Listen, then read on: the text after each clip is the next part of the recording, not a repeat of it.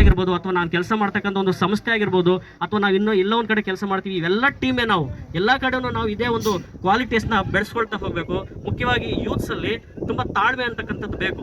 ಒಂದು ಕ್ಷಣ ನಾವು ಯೋಚನೆ ಮಾಡಲಿಲ್ಲ ಅಂತಂದರೆ ನಮ್ಮ ಇಡೀ ಲೈಫೇ ಹಾಳಾಗೋಗುತ್ತೆ. ಆ ಥರದ ಸನ್ನಿವೇಶಗಳು ಬರ್ತವೆ.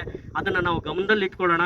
ಎಲ್ಲರೂ ನಾವು ಇಲ್ಲಿರ್ತಕ್ಕಂಥವ್ರು ಸಹೋದರರು. ಇವತ್ತು ನಾವೇನೋ ವಾಲಿಬಾಲ್ ಟೂರ್ನಮೆಂಟ್ ಬಂದಿದ್ದು, ಅಣ್ಣ ಒಳ್ಳೆ ಸ್ಪೀಚ್ ಕೊಡ್ತಾ ಇದ್ನು. ಆದರೆ ಇಲ್ಲಿ ಬಂದಿರೋ ಹುಡುಗರು ಯಾರು ಕೇಳೋವಂಥ ಸ್ಪೇಷನ್ಸ್ ಆಗಿರಲಿಲ್ಲ. ಫೋನ್ಗಳು ಅದು ಇದೊಂದು ಬ್ಯುಸಿ ಆಗಿಬಿಟ್ಟಿದ್ರು. ಫಸ್ಟ್ ಆಫ್ ಆಲ್ ನಾವೇ ಬ್ಯುಸಿ ಆಗಿಬಿಟ್ಟಿದ್ರೆ, ನಿಮ್ಗಳಾಗಿರೋರೆಲ್ಲ ಅವ್ರ ಹೆಸರು ಬರ್ದು ಅವ್ರ ಆಧಾರ್ ಕಾರ್ಡ್ ನಂಬರ್ಗಳೆಲ್ಲ ಬರೀರಿ ಅಂತ ಹೇಳಿದ್ರು. ಯಾಕಪ್ಪ ಅಂತಂದರೆ ಒಂದೇ ಊರವ್ರು ಆಡಲಿ ಅಂತ ಹೇಳ್ಬಿಟ್ಟು, ಯಾಕಂದರೆ ಕೆಲವರೆಲ್ಲ ಬೇರೆ ಊರವ್ರನ್ನ ಕರೆದುಬಂದ್ಬಿಟ್ಟಿರ್ತಾರೆ ಅಂತ ಹೇಳ್ಬಿಟ್ಟು.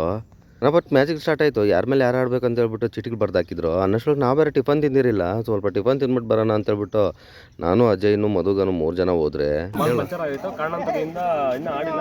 ನೆಕ್ಸ್ಟ್ ಹೊಸ ಬಾಲ್ ಬರ್ತದೆ, ಕಂಟಿನ್ಯೂ ಆಮೇಲೆ ಮಾಡ್ತೀವಿ. Okay, wait. ಸರಿ, ಬಾಲ್ ಪಂಚರ್ ಆಗೋಕ್ಕೂ ಹಳೆ ಬಾಲ್ ಐತೆ, ಅದ್ರಾಗೆ ಮ್ಯಾಚ್ ಸ್ಟಾರ್ಟ್ ಮಾಡ್ತಾ ಅಂದರು. ಇದು ಟಿ ಸ್ಕೋರ್ ಆಡ್ತಾ ಇದ್ದಿದ್ದು. ನಮಗೆ ಮ್ಯಾಚ್ ಬಿದ್ದಿದ್ದು ಮೂರನಹಳ್ಳಿ ವರ್ಸಸ್ ಸೀಪೂರು. ನಮ್ಮ ಹುಡುಗರು ಫಸ್ಟ್ ಸೆಟ್ ಏನೋ ಸೋತೋದ್ರು, ಸೆಕೆಂಡ್ 2 ಸೆಟ್ಟನ್ನು ಕಂಟಿನ್ಯೂ ಆಗಿ ಗೆದ್ದರು. ನಾನು ನಮ್ಮ ಮೈಕ್ಲಿ ಆಡ್ತಾ ಇದ್ದಿದ್ದು ಆಟ ನೋಡ್ಬಿಟ್ಟು ಫಸ್ಟ್ ಪ್ರೈಸ್ ಎದ್ದು ಪಕ್ಕ ಅಂತ ಅನ್ಕೊಂಡೆ. ಅದು ನೋಡಿದರೆ 3rd ಪ್ರೈಸ್ ಬಂತು. ಇಲ್ಲಿ ಏನು ಮಾಡೋಕ್ಕಾಗಲ್ದು ಅಂತ ಹೇಳ್ಬಿಟ್ಟು ಸುಮ್ಮನೆ ಅದು ಇವತ್ತಿನ ಕತೆ ಇಷ್ಟು ಫ್ರೆಂಡ್ಸ್.